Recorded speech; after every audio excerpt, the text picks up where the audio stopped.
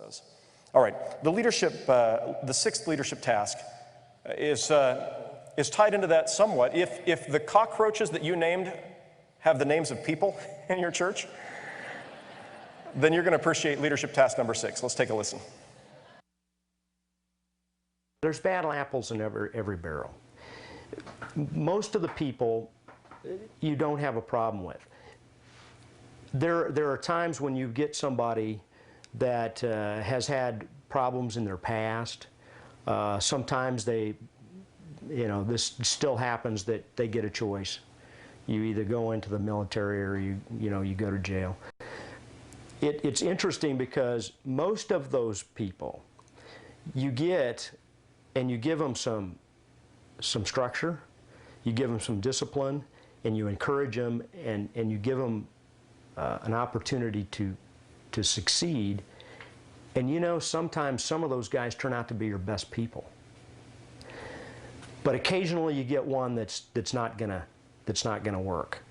You try to encourage them, you give them a couple of chances, and then it's time for them to go.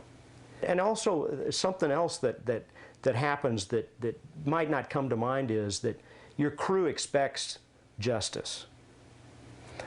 If somebody's doing something wrong and somebody's causing a problem, they expect something to be done about it. And if they don't think that you give them harsh enough punishment, they're not going to be happy about it. I'm just curious, have you ever worked in a setting where there was a problem person and nobody would address the issue? You actually probably been the problem person at some point in your career as well. But what's interesting about this is the importance of recognizing that there are some people who are just not, either they're not in the right fit, they're not fit for the particular position they're in. Maybe they need to be aligned into a different position, move to a different position. Sometimes there are people where the position has outgrown their capability. Sometimes there are people who are at a place in life where they're going to need some extra care to move them to a place where they rediscover their passion and their joy for what they're doing. But if they can't, and you can't find an alignment that works with their gifts, sometimes they need to be somewhere else. We had a serious morale problem here at the church about 5 years ago, where we were taking surveys of our congregation. We do an independent survey where we ask our staff members to rate their satisfaction, and so we did this. It was through Best Christian Workplaces, and on a scale of 1 to 5, evaluating our staff morale, we were at 2.75. I was just devastated. I was like, how can we be a 2.75? We should be a 5. I mean, this is the greatest place to work. How could anybody not want to work here? Who are they who rated us low? Get rid of them all. They need to go. It was another one of those things. It's like I couldn't understand. But the answer wasn't fire everybody who didn't give us a 5. That would have left like 10 staff here. It was, let's figure out what's underneath this, and let's begin to address that. And so we began to try to do studies. And at first it was painful and it drove me crazy, but after, it took us about 2 years. And after that 2-year period, we began to see several things. First of all, there were some fundamental things we were not doing very well. We were under-communicating with our staff. We had staff who didn't feel like they were a part of a team and they were out there by themselves and they needed to be drawn in. We found that we needed to change some benefits. We needed to try to help people have a little bit more balance. We needed to do our evaluations, our staff evaluations a bit differently. There were a host of things that we learned. And I did not lead this process. Our Dan Entwistle and Brent Messick and Steve Eganor and some of our executive team, they led this process and did an excellent job.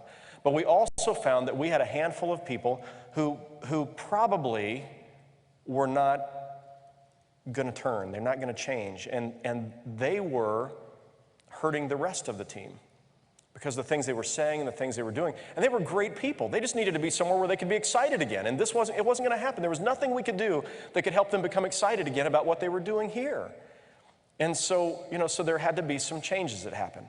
And it was amazing in a couple of those areas when you brought in somebody who was excited and passionate. I mean, suddenly that whole team's ratings they skyrocketed. The same team members everywhere else, but the leader of the team who had been creating a tone that was just painful, suddenly you had a leader who could see the possibilities. And instead of everything being so hard, now it was, wow, wonder what we can do next. Now, some of you are probably at that place where maybe it's hard right now. And you know, if the environment, if nothing else in the environment can change, then maybe the only thing left to change is you.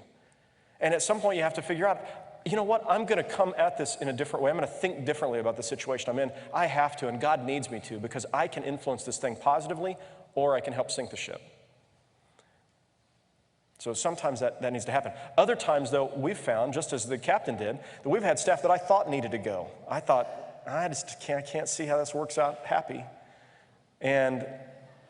But, you know, there was a slight change here and a little tweak there, and God's Spirit did something here, and some of those folks, like Captain Cunningham said, have become our best employees.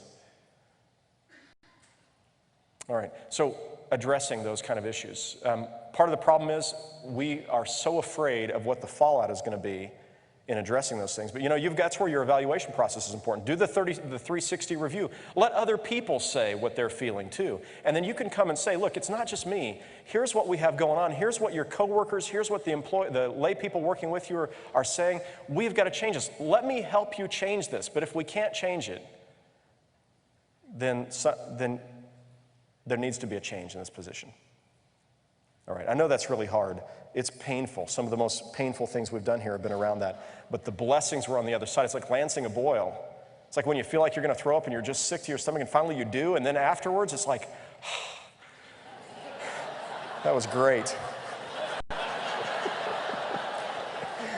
All right, you get the idea, I think.